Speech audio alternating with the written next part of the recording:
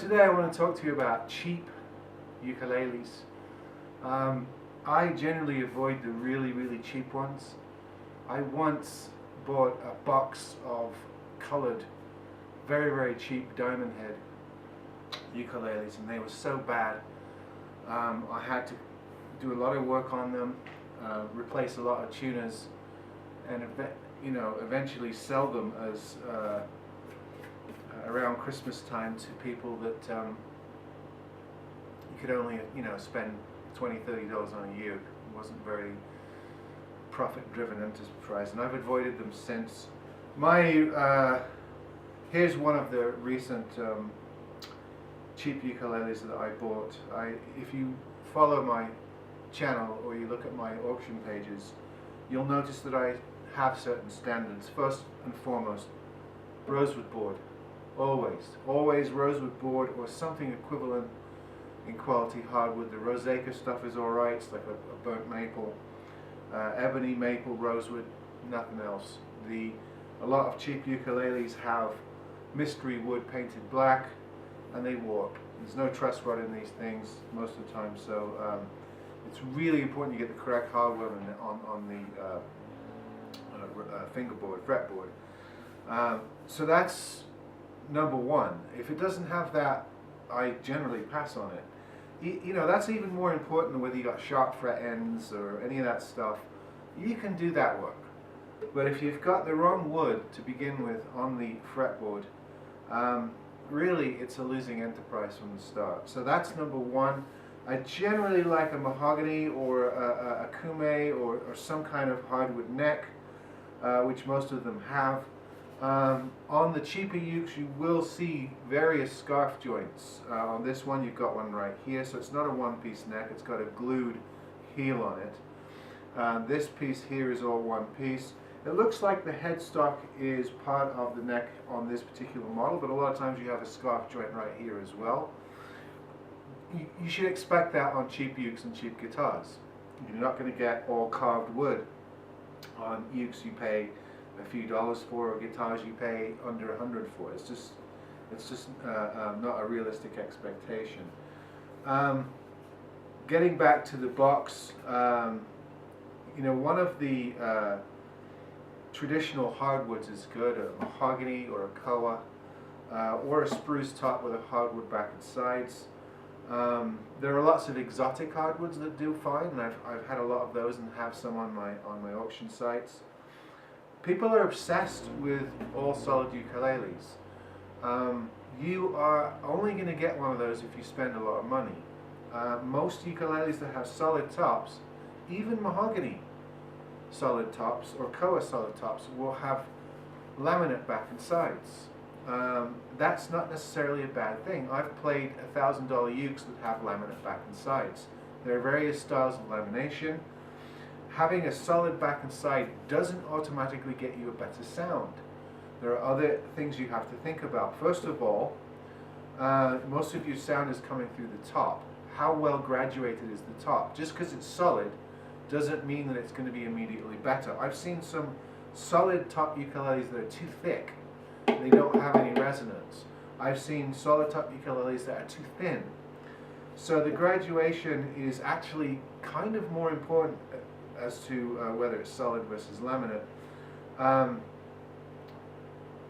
So most of your sound comes through the top. The back and ribs provides your structural integrity. It does contribute to the sound, but not in the way a violin or a cello does. A violin or a cello, a bowed string instrument, because it requires a more droned sound and you need more wood resonance to get that sound, it has a sound post that goes from the front to the back, which resonates the back.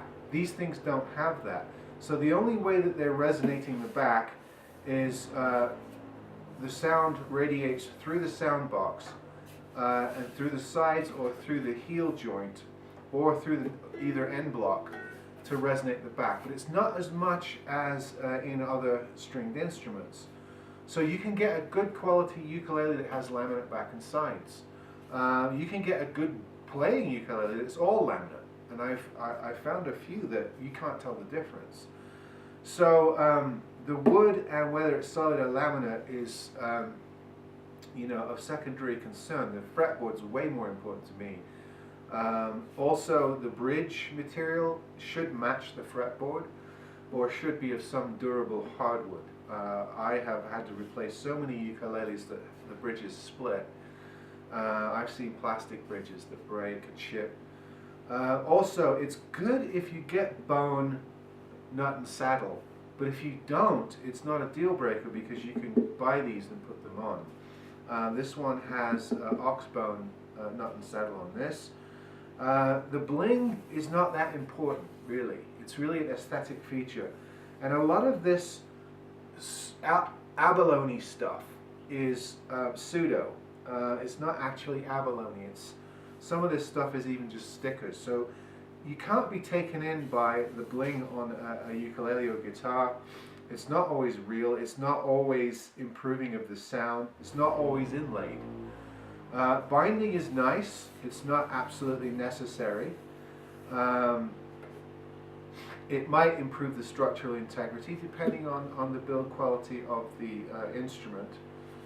So it does not a deal breaker for me. I've got some really nice unbound ukuleles, particularly kawa, that just look really classy without the binding. Another thing I look for is tuners. Now, there are two basic styles of tuners. One is closed back and one is open back. These are geared tuners and they fan out this way. These are not traditional. Ukuleles were first made with friction tuners that come out this way.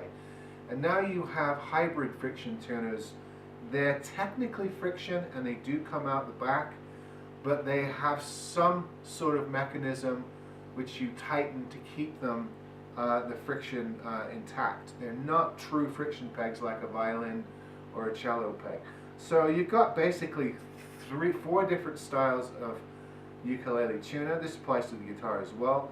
Closed backed, open backed, and different gradations of friction tuners. Now, any of these are good if they turn at a decent ratio and hold the tuning in place. Now, a lot of people, and a lot of guitar experts, preach on YouTube to throw away cheap tuners. They're not going to hold tune, replace them.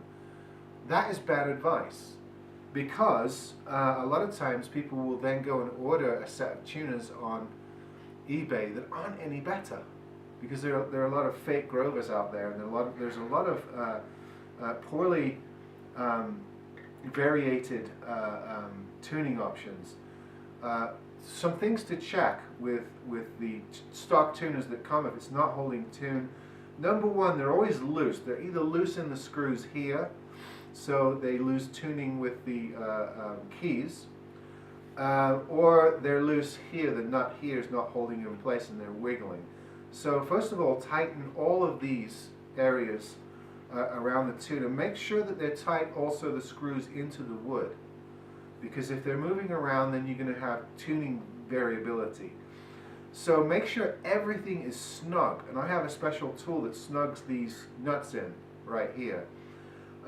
Secondly, and this is even more important, most tuning issues are not actually here, it's here. And these things have poor factory setups, and the nut heights are almost always wrong, and the nut slots are not cut properly. They use the same needle gouge to rough out all four, and then they just slam the strings on. You're not getting any distinction in the groove between the string slots, and you can see that each string is slightly different in width. So if you or better cut and slot the nut and check your string heights at the first fret and get a good reading with a gauge or a caliper, you're liable to correct some of the tuning issues up here. People automatically think tuning problems are all in the tuners. Not true. This is as much of a culprit, if not more, and sometimes even your saddle needs to be adjusted, because it's either too high and it's knocking the tuning out somewhere up here, or it's too low and fretting out. So the most important thing on choosing a ukulele is, for me, the fretboard, because the fretboard it either kills it or makes it a good uke. A lot of the other stuff you can work with, particularly tuners, different styles of wood, solid versus laminate.